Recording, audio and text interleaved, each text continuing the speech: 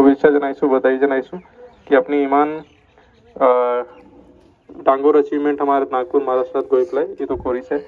আৰু পুলিচৰ ফেমিলিৰ পৰা হৈছে তো মোক আৰু ভাল লাগিছে। এনেকুৱা পুলিচৰ ডিপাৰ্টমেণ্টত জড়িত মুৰব্বী হৈ পেলাই আমাৰ ইয়াতে ইমান ধুনীয়াকৈ পাৰ্টিচিপেট কৰি জিকিছে। মই চবকে শুভেচ্ছা জনাই মোৰ বক্তব্যটো সামৰিছোঁ। Thank U.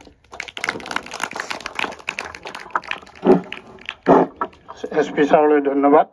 আমাৰ আৰু এটা চিনাকি পৰ্ব আছে। আমাৰ প্ৰশিক্ষকসকল ইয়াত উপস্থিত আছে। মই সৰ্বপ্ৰথমে ৱৰ্ল্ড ফুলাকুছি শতকান কাৰাটেৰ অসমৰ মুখ্য প্ৰশিক্ষক মৃদুপৱন জোন ডাঙৰীয়া, তেখেতক এখনি গামোচা দিবৰ বাবে আমাৰ এজন ছাত্ৰ আগবাঢ়ি আহিলে হ'ল। আমি নীলু বৰা।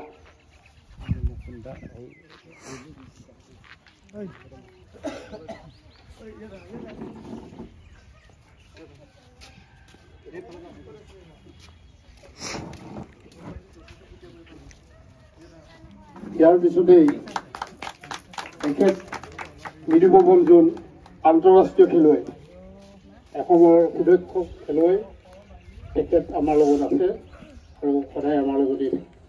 ইয়াৰ পিছতেই মই চিনাকিটো কৰি দিবলৈ ওলাইছোঁ মোৰ বন্ধু ছিনিয়ৰ কাৰাটে প্ৰশিক্ষক জিতেন বৰাদেৱ।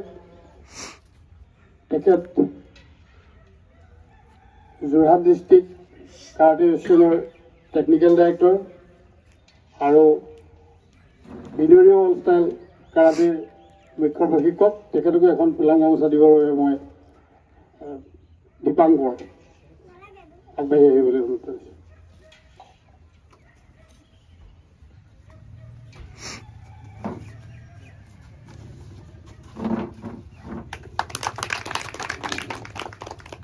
ইয়াৰ পিছতেই অন্য এজন সুদক্ষ খেলুৱৈ, ৰাষ্ট্ৰীয় পৰ্যায়ৰ গ'ল্ড মেডেল প্ৰাপ্ত এসময়ৰ ভাল নাম থকা সমীৰণ বৰুৱাদেৱ, তেখেতো এটা ষ্টাইলৰ মুখ্য প্ৰশিক্ষক। তেখেতক এখন ফুলাম গামোচা দিবৰ কাৰণে মই পদ্মিনী দাসক আগবাঢ়ি আহিবলৈ কৈছোঁ।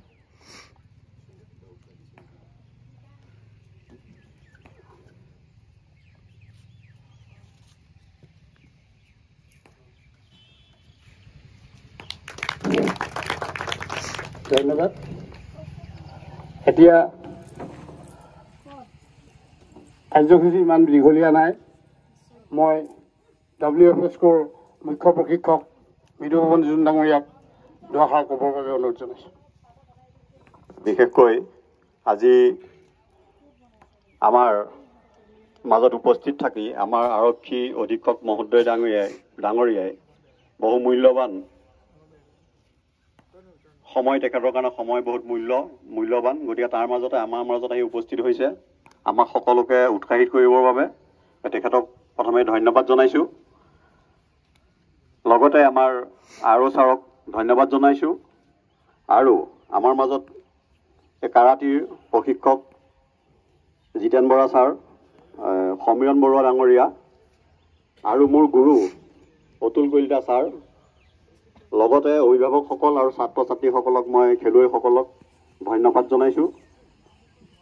প্ৰথমে মই ক'ব বিচাৰোঁ যে আজিৰ এই অনুষ্ঠানটো আমি পাতিবৰ কাৰণে সক্ষম হ'লোঁ যিজন ব্যক্তিয়ে ইয়াত এই সমৰ কলা শিকাই, কাৰাটী শিকাই ৰাষ্ট্ৰীয় পৰ্যায়ত পদক পোৱাবলৈ সক্ষম হৈছে। গতিকে মই তেখেতক এখন ফুলাম গামোচাৰে প্ৰথমে আদৰণি জনাবলৈ অনুৰোধ জনাইছোঁ অতুল কলিতা ছাৰক। গতিকে আমাৰ ৩-৪জন খেলুৱৈ একেলগে আহি তেখেতক আদৰণি জনাব লাগে। মই নামটো আচলতে ক'ব পৰা নাই, সেইকাৰণে ২-৩জন আহি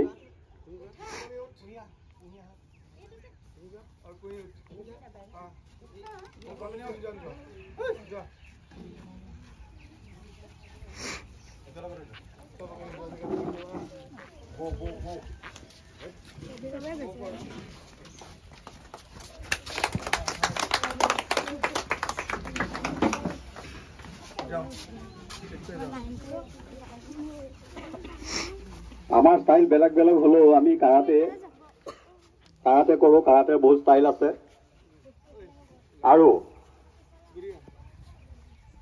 বিশেষকৈ আমি বাহিৰত যিখিনি আমাৰ ক্লাব আছে তাতকৈ আমি ডিফেন্সৰ ভিতৰত, ডিফেন্স এৰিয়াৰ ভিতৰত বা পুলিচৰ ৰিজাৰ্ভৰ ভিতৰত, পুলিচ এৰিয়াৰ ভিতৰত যদি আমি এই সমৰ কলা শিকাবলৈ পাওঁ, তেতিয়া আমি বেছি উৎসাহিত হওঁ, আনন্দিত হওঁ। এইটো কাৰণেই যে এই কলাৰ জৰিয়তে ডিফেন্সত সুবিধা পায় বা পুলিচ বিভাগতো সুবিধা আছে। গতিকে সেইকাৰণে আমি খুব আনন্দ পাওঁ এনেকুৱা জেগাত আমাৰ অনুষ্ঠানবোৰ হ'লে। ইয়াত প্ৰথম কাৰাটে ক্লাব উদ্বোধন কৰিবলৈ আহোঁতে মই আহিছিলোঁ, তেতিয়া কৈছিলোঁ যে কঠোৰ পৰিশ্ৰম কৰিব লাগিব। খেলটো এজন সৈনিক হ'বলৈ যেনেকৈ পৰিশ্ৰম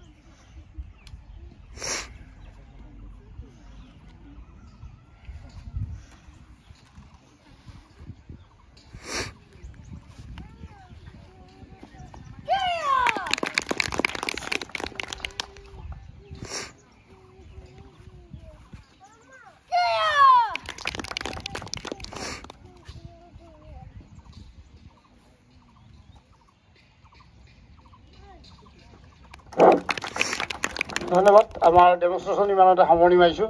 এতিয়া আমি ছাত্ৰ ছাত্ৰীসকলক দুআষাৰ ক'বৰ বাবে অনুৰোধ জনাইছোঁ।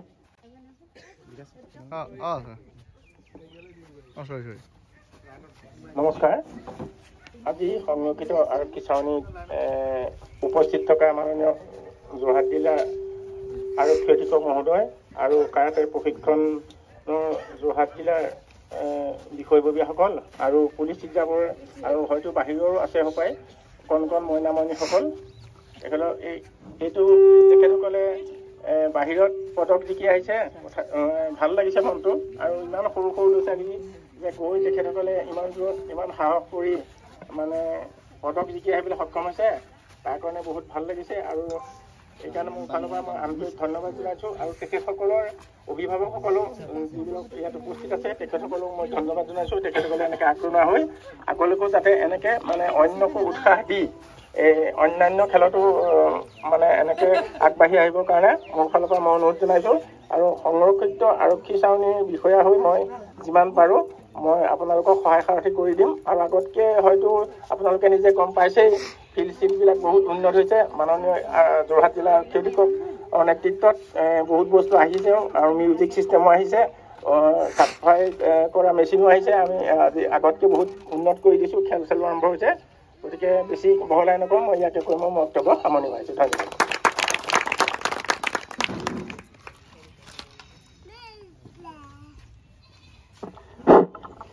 ধন্যবাদ। আমাৰ 2017 চনতে এই আৰক্ষী ছাউনীত আমি প্ৰশিক্ষণ শিবিৰ মুকলি কৰিছিলোঁ। 2017 চনৰ পৰা মাজত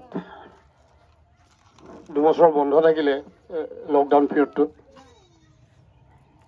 তথাপিতো আমি সম্পূৰ্ণ বিনামূলীয়াকৈ ইয়াৰ ৰিজাৰ্ভৰ কেম্পাছৰ ভিতৰৰ ল'ৰা ছোৱালীখিনিক আমি প্ৰশিক্ষণ দি আহিছিলোঁ।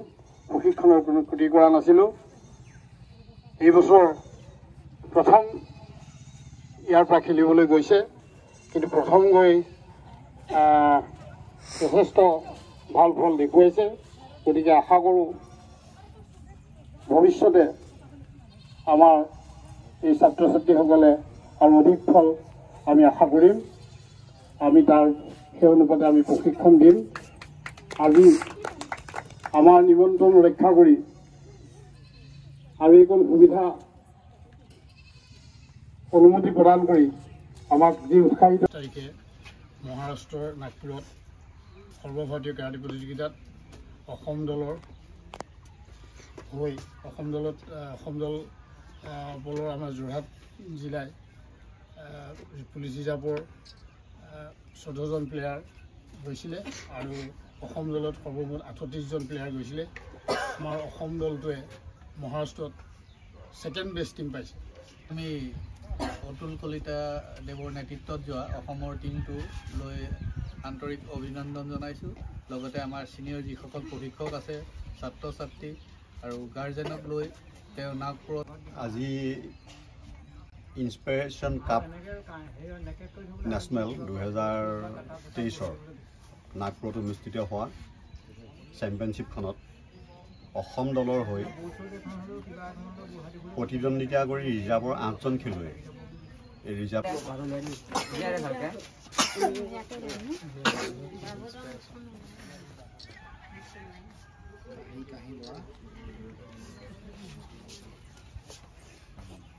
প্ৰমাণপত্ৰ